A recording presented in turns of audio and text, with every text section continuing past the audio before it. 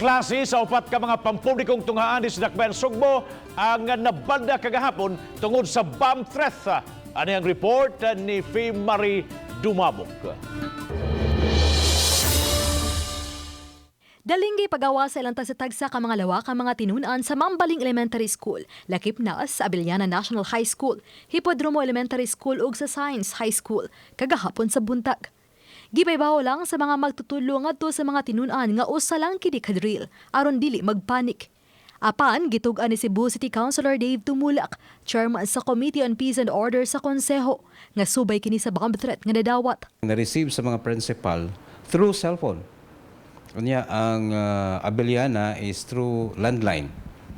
Gitawagan ang mga principal.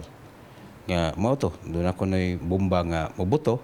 So as a matter of protocol, ang ato ang mga principal gihatagag instruction ang mga magtutudlo nga ang mga bata pagawson to a safer place.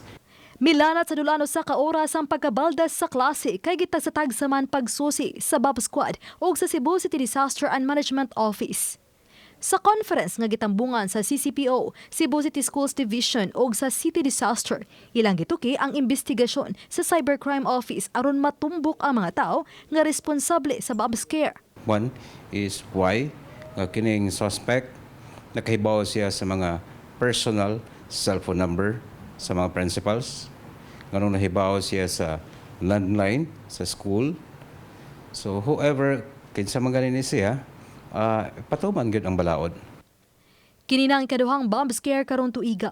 Mato di Tumulak nga sukad sa tuig 2007, hapit matag tuig na ang hulga nga may bomba diha sa mga tunghaan.